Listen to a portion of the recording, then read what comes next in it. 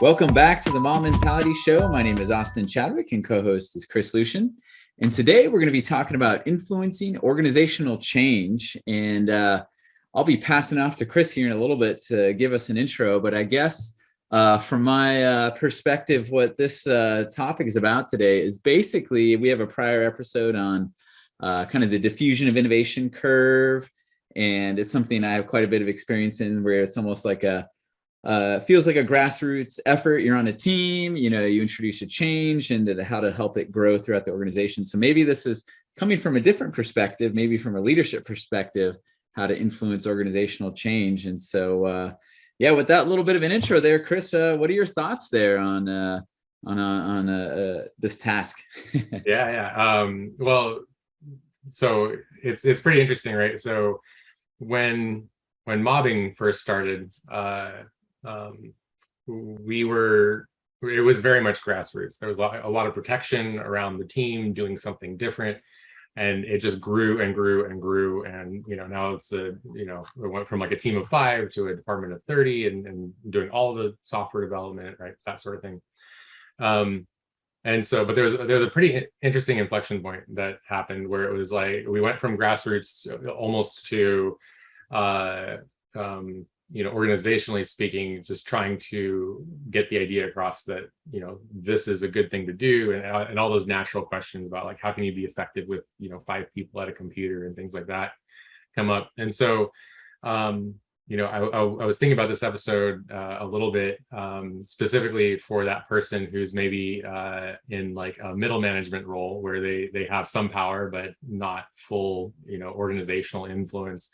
And they're trying to grow things or protect their team or convince their team to do something different. And so, I think like my first thought there is this idea of, maybe you are in a position of mid-level leadership and you want to, and you're new to that role. Well, I think the first thing that you got to think about really is avoiding the antibody response, right? And so this idea that, I think everybody kind of talks about corporate antibodies and things along those lines. And it's like, oh, you're doing something different and we must stop that right away, right? Advocating for experimentation and other things like that. But I think in the very beginning, Esther Derby and Don Gray had mentioned a practice of center and return, and kind of like organizational relationships mapping and finding, kind of where your allies are and where the detractors are, involving somebody who's detracting in conversations, as well as finding the people that you have good relationships with, that you have mutual good relationships with, so that and focusing on them rather than the person that is ready to kind of challenge everything that you do. And so I think when you're first in that environment, paying attention to the perception and as well as understanding the current system, and just digesting the situation you're in. I think often a lot of people, especially in like a coaching role, or even just like new management, will just upend everything without really understanding what's currently going on. And I think that habit tends to burn a lot of bridges, right? You want to be seen as effective right away, and you want to get in there and do things. And I think that can really harm relationships up front. So I don't know if that sparks anything, Austin, but that's So this whole center and return thing, it's funny because it makes me think of, oddly enough, Lord of the Rings. So, to come in, you're expected to drive a lot of improvement instantaneously. So you're tempted while you're burying the ring to like put on the ring, right? And wield the ring of power and do a lot of top-down command and control and make things quote unquote better all of a sudden and immediately. So I guess what you're saying is don't do that. Yeah. Well, and it's like, you center yourself, you become part of the team, and you just see, the ebb and flow of everything. And a little bit later I want to talk about basically mapping out organizational habits and things like that. But this idea of center, enter, turn, specifically the center and the enter, because like I think we all know how to turn, right? It's like just tell people to do something differently or give a suggestion around that. But like even the act of being like, and especially like always avoid this phrase, at my last company, right? So like if you ever find yourself saying at my last company, we did unit testing and it was great. That's almost a guaranteed way to earn an enemy of some kind.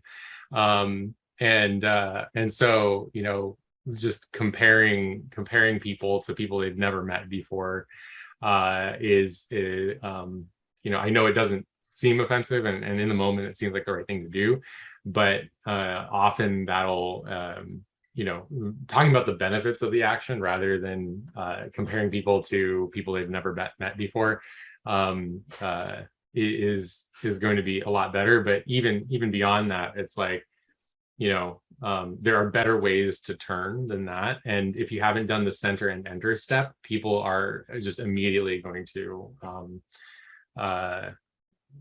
fight you. It becomes unsafe right away, especially if you're in a position of like hiring and firing authority, and it's like, oh, we did this, and so all of a sudden, all kinds of weird stuff is going through their mind, and they become much more closed off to change, and much more likely to tell somebody else, even in like a skip level position, that you don't know what you're doing or something.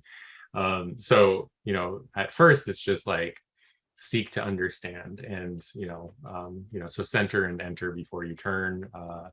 And that was like such a good lesson that I learned from Esther and Dawn, and I feel like kind of intuitively I realized this, but I also I think I gleaned a little bit of that from some behaviors I saw in previous environments where we had a leader above us, above peers, comparing the peers to each other, which is also something we should never do, because it's like, oh yeah, so and so is behaving this way and it's great. They're like, why don't you act like that? Like, it might be an easy comparison to make, and you can get your point across really quickly, but it is so damaging to a relationship, and influencing, I think it is very much built on those relationships.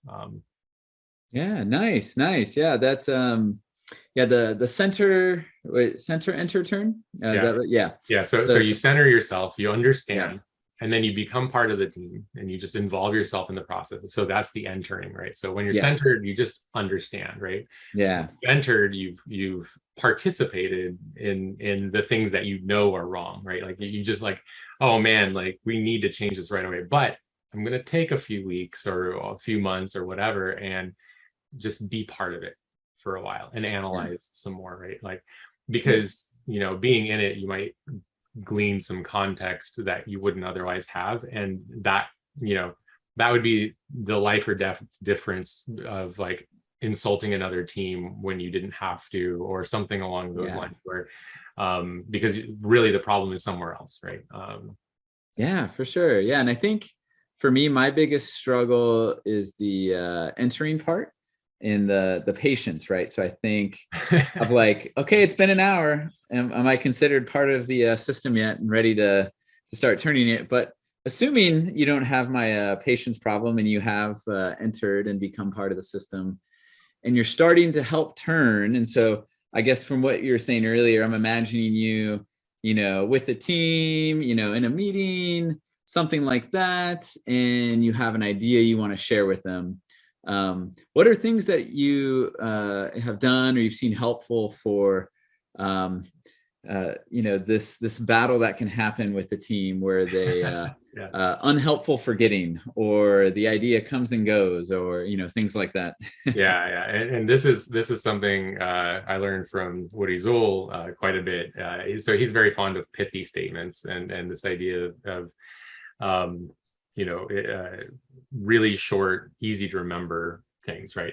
And then I later on, kind of as I was thinking a lot about this stuff, I read a book called Made to Stick, and Made to Stick really kind of amplified that. It's basically really easy to remember short ideas that are easy to digest. And so things like the dry principle, right? Don't repeat yourself. Like it's it has a lot of impact for very little, and it's easy to remember. And so having as many of those kind of in your tool belt as possible, and just short stories of things, again, can really help. Because so like, to elaborate on the unhelpful forgetting, I think it's really easy to explain a complex idea. So first I would say, develop your vocabulary. You don't want to be trying to explain something and just not have the vocabulary for it. And so this is like, if you're trying to get CI and CD working, right, and in your team, but you're not calling it CI/CD, you're just like, oh, I really want to avoid, this process of having to wait for the build, and I just want to put it somewhere else. I don't want to worry about it. Like, you don't sound like you know what you're talking about. So you lose a ton of authority there already. And so you want to develop specific vocabulary. I know that a lot of people think that vocabulary is not super important, but knowing the names and terms, because what's likely to happen is, and especially in remote meetings, people will go and Google something you just said. And then develop an idea on it based on what they find. So if you can, so buzzwords do have an importance in this area, because but the buzzword must be like super accurate to what you're talking about, because if it's not, then and so and I imagine, like, we throw out a lot of vocabulary on this show, and I imagine that people do end up Googling stuff while we're talking during the podcast, right? And so but then beyond that, they'll still, like, people will still forget, and it's like not intentional, but it's just like, it was in the moment and now it's not, and now it's gone, right? But I think the big difference between like in the moment and it's gone and the next moment comes is this idea of the made to stick book and the pithy statements, and kind of repetition in that area, and gradually that'll be kind of adopted. So that's more of like the top influencing down, I think, and then also influencing around. But it's something where it's like, oh, hey, this person was saying, keep it dry, and dry is kind of funny, and so like, oh, and we are kind of repeating ourselves. So now I remember to do it, where if it was before where you're saying, okay, well, we should be implementing a factory and a strategy pattern so that we don't have to redo this logic every time. If you just say that, like, that's all very accurate, but it's not as digestible as dry, right? Gotcha. Yeah. And I can definitely see that, because I think, especially, if you look at it from a traditional perspective of like, I issue a command and I want them to understand what I'm saying. And where with this, it's almost like if you're trying to inspire an experiment. So we kind of started this episode with, this is coming from a leadership position and maybe not like the grassroots diffusion of innovation, but it almost seems like from a leadership perspective, you're trying to inspire a grassroots diffusion of innovation experimentation cycle, right? And so if the experiment you're trying to inspire is memorable, it's probably more likely to be ran, or, and things like that, right? Where if it sounds, unclear, or, they can't understand what it is, or it's hard to remember, it's probably going to have a less, you want to increase your chances of a good thing getting a good shot, right? Something else that kind of came to mind that was interesting is we've talked about the importance of vulnerability before, right? And I read a statistic, and it was out of the Rules, No Rules book, the Netflix culture book. So I'll have to put a link to that in the show notes. But what it was saying is that if people don't respect you or don't have a good view of you to start with, at least like a little bit of a good one, and you're vulnerable, their opinion is like 10 times worse or something like that. Where if you have some positive interactions with them and then you're vulnerable, then you like jump way higher as far as like influence. And so I think, like you said about vocabulary, it's just putting your best foot forward to set up a good moment of vulnerability later, where it'll be well received, right? And then vulnerability will spread, as opposed to if you lead with that too much, then you might lose your chance for, good things to spread like that. So that's some stuff that comes to mind. And maybe to jump a little bit here is I know you and I have recently read the Atomic Habits book. Yeah. And one thing that comes to mind there is, how do you habits? So things like, you know, uh, making it obvious, making it attractive, making it easy, making it satisfying, things like that. How would that apply? It's easy to think about those things at like a person level, but how does it apply in an organization? What's your experience there? Yeah. So this was also, pretty interesting. So Atomic Habits, I think, was inspired by the Power of Habit book. And in the Power of Habit book, I believe it's chapter 8. And I often recommend the book just for chapter 8. Because it actually is the habits of organizations, right? So organizational habits. So in the book, they describe the habit loop and the cue and the habit reward. But I found that chapter particularly powerful because it talked a lot about the cue and the habit and the reward for an organizational body. And then I kind of combined that idea with the fifth discipline and specifically causal loop diagramming. And you can really get an understanding of kind of what's going on in the system, right? And so in causal loop diagramming, there's this idea of reinforcing loops and balancing loops. And so you might have a bug, you might have your bug count, right? And so the number of bugs might beget more bugs. And so you have a reinforcing loop. And the development team fixing bugs will have a balancing loop on that. And then you introduce unit testing, right? And then that's also a balancing loop, right? And so, you end up understanding the whole system, right? And then you take that to the cue, habit, reward, and map that out as well. And you might see that it's like, my cue is I have a task, and then the habit is to do the task, and the reward is that I have a task completed, right? But if you changed the reward, or even the cue to be bugs first, right, versus just a task, right, any task, then bugs might get worked on more often. And then, or if the reward is there's an additional reward for having full text coverage, that reward being like not having to go back to review test coverage later or something along those lines. But and that's like a really simplistic example of that. But if you map that out, you can kind of see already how bug counts grow to be uncontrollable. And this is true for just about any habit. So it's like, why is that person treating me this way? Well, create a causal loop diagram around, good interactions and bad interactions. Or better yet, why is there a rift between their department and ours? And so the organizational habits, I think, are what causes a lot of negative interactions between departments, because there's like a line of separation, and then there's a cue and a habit reward for their interactions. And and once you draw out the causal loop diagram for that interaction between departments, I would wager that you'd see a very obvious reason why interactions between those groups of people are bad. And so those two things combined, I think, can really help change an organization for the better, by mapping those things out. So yeah. Nice. Yeah, I think we are coming up on time here, but maybe I'll kick one more at you before we close, which is, you were kind of talking about the cue, habit, reward for kind of a negative thing, which is good, right? You want them to be able to spot and see something like that.